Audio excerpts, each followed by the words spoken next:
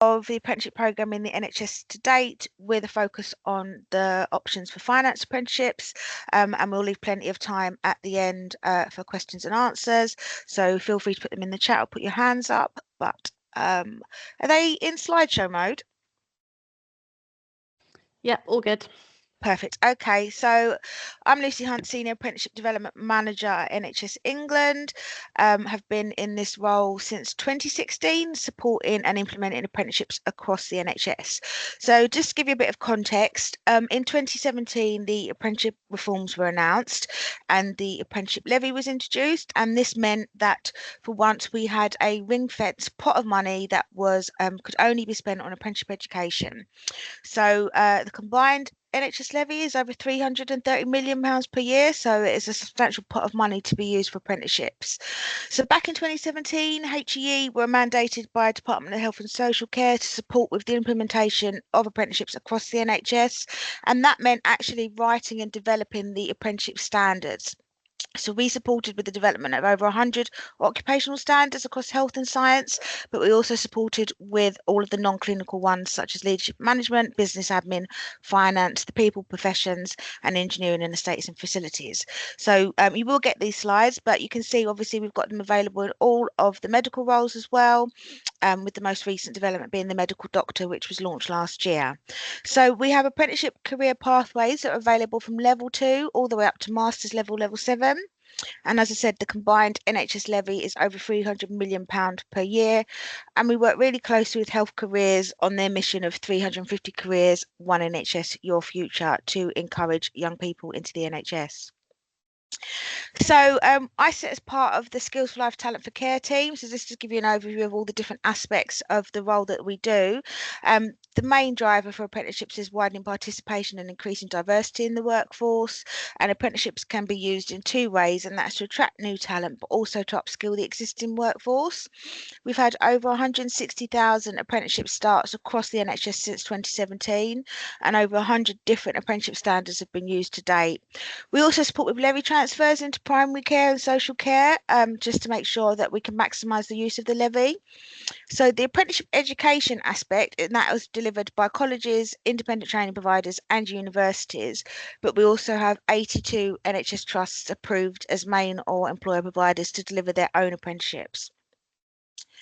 So I was asked to kind of buff some myths around apprenticeships, and these are the ones that we come across most often. So always get told apprenticeships are only for young people, and this is very false. Apprenticeships are available for 16 is the minimum age, but with 60 plus. I recently met a registered nurse that was 58 and starting her nursing degree because it had been her lifelong dream, and through the apprenticeship she was being given that opportunity. So there is no upper age limit, and they can be used for school leavers, graduates, career changers and returners as well.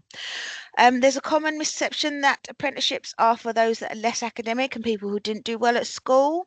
And again, that is false. Apprenticeships are just as challenging and rewarding as traditional routes, and essentially are the same qualifications, just funded in a different way.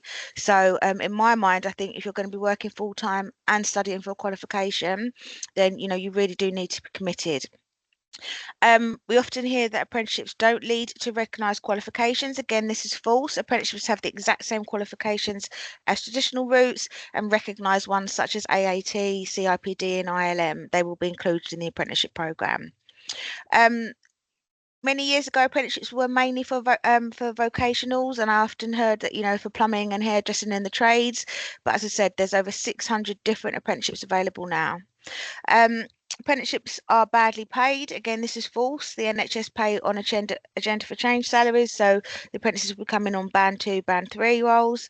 And apprenticeships are expensive. So apprenticeships, actually the education element, are completely funded by the apprenticeship levy, so at no cost to the employer. And they're a really, really cost-effective way to recruit new staff, but also to retrain your existing workforce. So just some basics on how, if you are interested to get apprenticeships up and running in your organisation.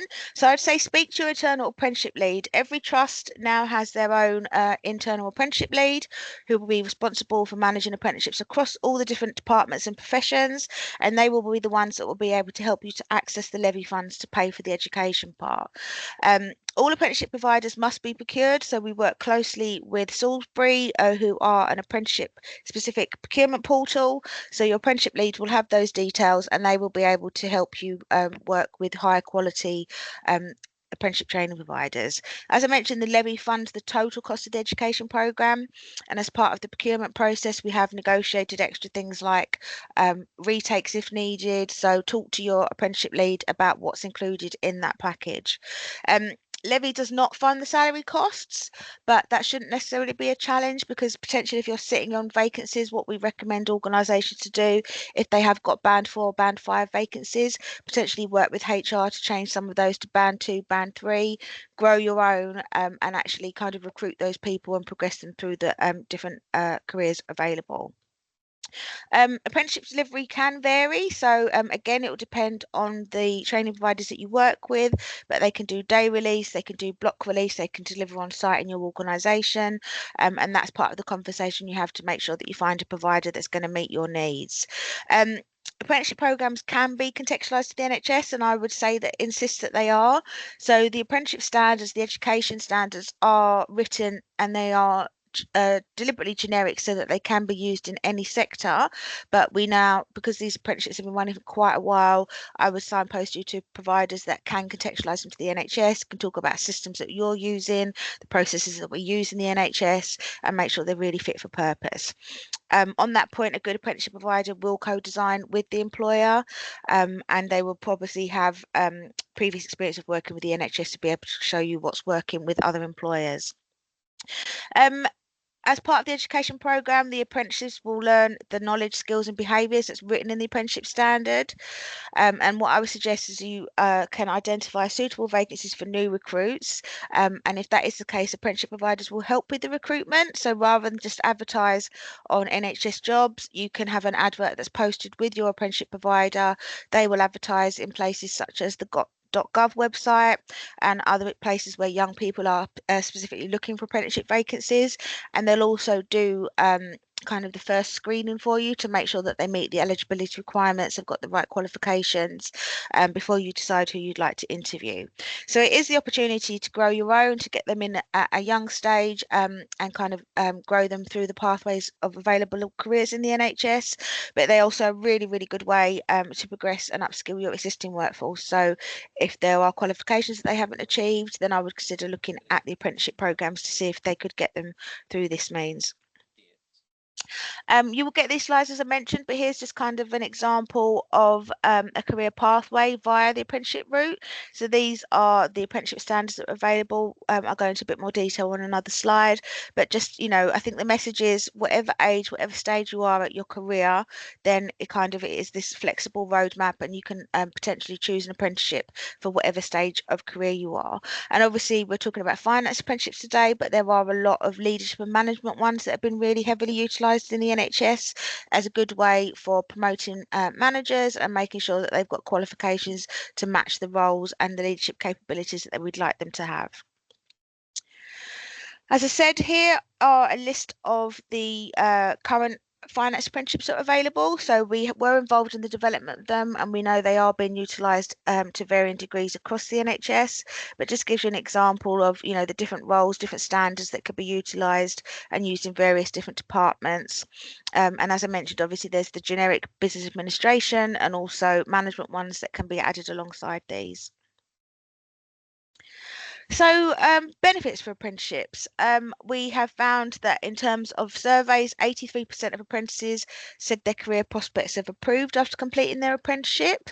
After finishing, 77% of apprenticeships stay with the same employer, and you know the rest of those we find have been moved to the wider NHS, so we're not losing them completely. 46% received a pay rise and 36% reported getting a promotion, so that's a real benefit to that. From a young person's perspective, and this is the conversations that I have with my daughters, they are, you know, a really valid alternative to the traditional routes. Essentially, if you're looking to do a degree apprenticeship, your degree will be paid for. You won't have to take out student finance. And we've really found that they are helping with attraction and retention. And they're a really great opportunity to earn while you learn. And also because the apprentices are getting to put into practice the theory that they're learning into the workplace on a weekly basis, we're finding that they've got that real relevant work experience and skills that employers want. We found time and time again with graduates that sometimes what they've learned in the first 2 years of their degree is out of date by the time they come into the workplace. But with apprenticeships, they're always at the kind of the cutting edge of new technologies and new processes. Here is a link to some really useful resources. You will get these slides, but it just shows you the different career paths and also gives you the opportunity to have a look at the kind of content in each of the individual standards so that you can make a decision about what you think might work best for your organisation. And that was a whistle-stop tour, but happy to take any questions.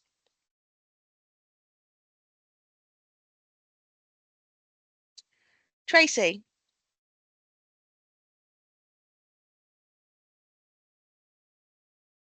Hi, thank you for that. That was very interesting. What's the kind of lead time from like start to finish with regards to the process with looking to go down the route of apprenticeship?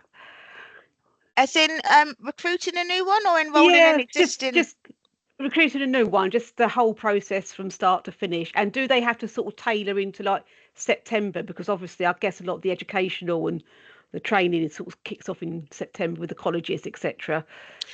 So yes and no. So I think for degree ones, yes, we are typically bound by the academic year. So for the higher levels, but with certainly the lower levels, level 2, level 3, level 4, Okay. they tend to be roll on, roll off programs. I would say kind of total recruitment time is probably about 3 months from Okay. advertising your vacancy, doing that screening and going through the interview process. And again, if it's for existing staff that you want to upskill as well, your apprenticeship lead, they might already have dates for kind of fixed starts for cohorts for the particular programs throughout the year.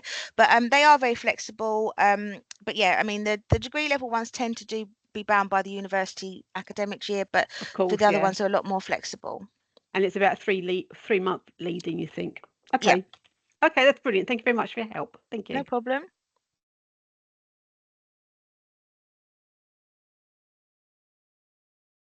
Any more questions? I see. Oh, Lucy, you came on camera and then went off again. Roz.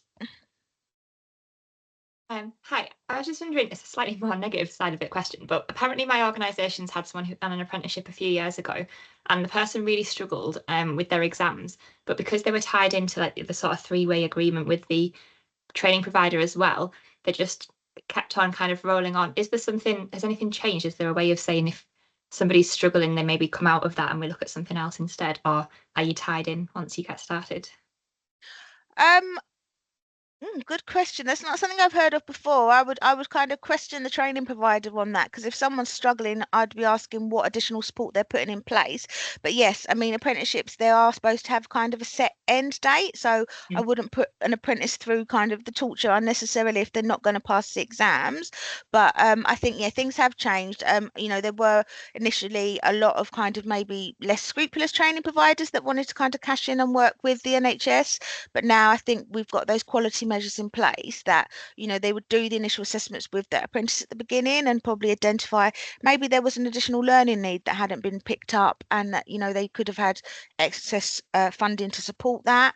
But yeah, I wouldn't put that kind of let that put you off. I would kind of explore it again. But yeah, I mean, if someone is really struggling, then I think it's only fair that the employer and the training provider kind of make a decision to withdraw them for the apprenticeship if it's not going to be passed. Thank you.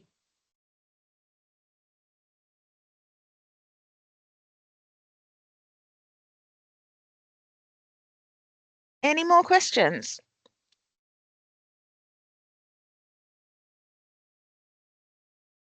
Tracy?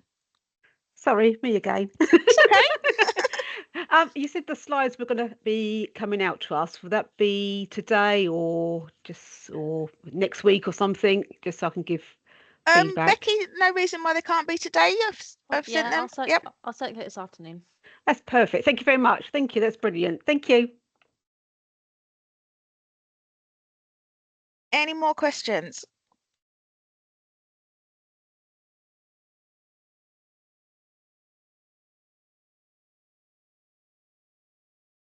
Doesn't look like it. No. I mean, there's a lot to take in. I would just say that, we have been doing this since 2017, so I think they have come a long way. But definitely have that conversation with your internal apprenticeship lead and kind of find out what providers they're working with, what their experiences have been to date before you make a decision. But yeah, obviously I'm a bit biased. This is what I live and breathe, but I do think they are a fantastic opportunity to kind of upskill your workforce, but also attract new talent in. Ros? Sorry, I'll ask another one. My organisation doesn't have anybody on the apprenticeship yet, but we do have a few trainees. Can you get people, if somebody's already partway through studying, can they then move on to the apprenticeship programme, or does it need to be from the beginning? So what are they on? They're on just kind of traditional short courses programs, or No, we have a few AT and a couple of people doing like ACCA. okay, so yeah, so I mean, again, I would have a conversation with the training providers, but yeah, it's possible you can then kind of recognise their prior learning and move them over to the apprenticeship if that's what you want to do. So they would look at what kind of modules or qualifications that they've got to date, and then they can tailor, the program to make sure that they can cover the rest of the qualifications. Okay, thank you.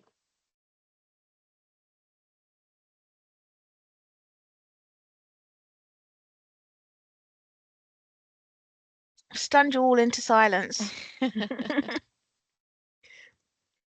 Well, it looks like that's it for questions, but thank you very much for joining us, Lucy. That's very informative. And yes, I'll circulate the slides and the recording to everyone this afternoon.